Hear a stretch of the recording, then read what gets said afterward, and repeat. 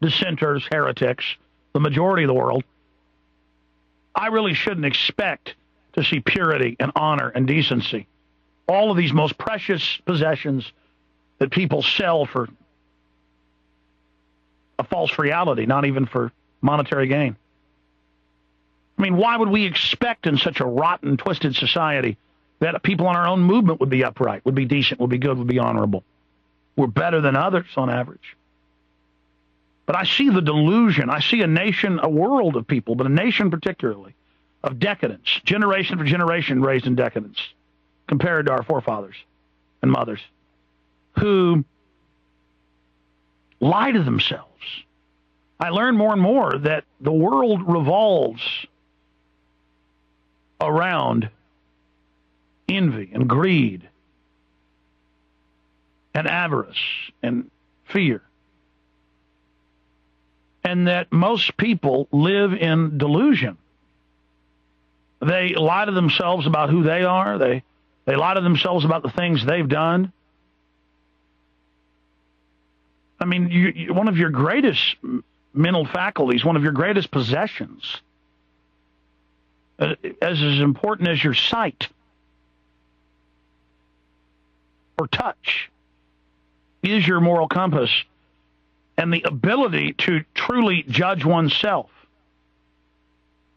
and then to judge others, but not in a hateful way, to judge others according to the way you understand humans behave and act and operate. And in that lies the secret to living. Just because I understand that most central of secrets doesn't mean that I put it into practice always. Doesn't mean that I am as pure as the driven snow. Far from it. The New World Order knows man. The New World Order knows themselves, know thyself. And they choose to be dominant. They choose to crush innocence. They choose to mutate whole societies and traffic in the souls of men. What is the soul of a man? It's his intellect, it's his ideas. It's the sum of his actions in his life and the choices you've made and the knowledge you've gained and who you are.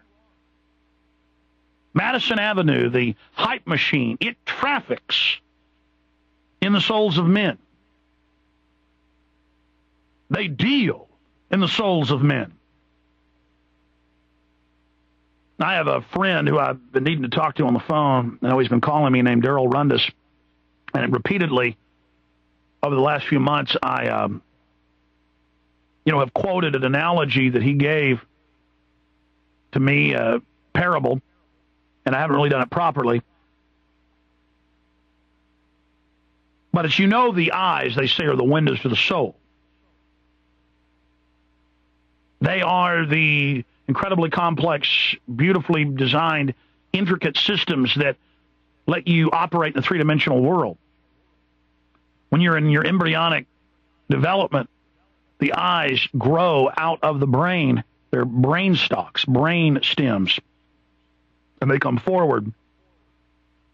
It's literally brain tissue. The eyes are made of brain tissue.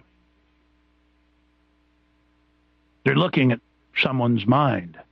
You're looking literally into the windows, into their mind. Truly the windows to the soul. And people that sell out to corruption, sell out to evil, sell out to all of its forms,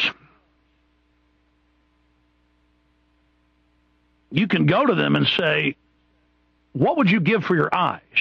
To go to a clinic, to go to a doctor, and to sell me your eyes. And, you could legally do that. People sell their kidneys. What would you do if I gave you $10,000 for your eyes? Well, no, I'd be blind. That's how I see. It's my body. That's the window to my soul. What about 100,000? No way. What about 1 million? What about 10 million? What about 100 million? And only a fool, maybe 1 out of 100 people, would say, yes, I'll give up my eyes. And after they gave up their eyes, they would howl in terror, begging for them back, offering that 100 million, that billion back to get their sight. So what would you give for your soul when the eyes are only the connection to it? If you're an atheist, the connection to your computer, to your hard drive, to your brain, to that collection of 3 brains. That's what we really have. The lower brain and the left and right side of the brain. The 3 integrated systems.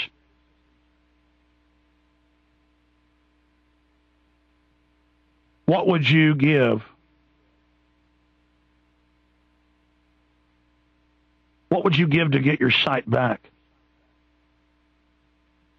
if you'd lost it? You know, they've been reattaching through different medical procedures people's eyes who were born blind or never been able to see, and they can see, but they can't make sense of it ever, and it's basically useless for them. It's just pointless shapes. But someone who has seen, they can be given their sight back. At least a shadow of it, but it's getting better and better, and I think it's wonderful. But can you imagine giving up your eyesight for $10,000 or $1 million? It's the same thing. Your brain is being bombarded with images through the television set and through the media and the culture that are changing who you are, changing your beliefs, changing what you would have been. You've been given a false culture, a lie, a fraud. They sell you on a George Bush or a John McCain or a Barack Obama. They sell you on a false set of ideas of what they stand for and what they're going to do. They've given you a false download of reality. They have twisted all of us. They have poisoned us. They have put poison in the water that they know reduces your IQ, that literally blunts the eyesight of the mind, the understanding. What is thought?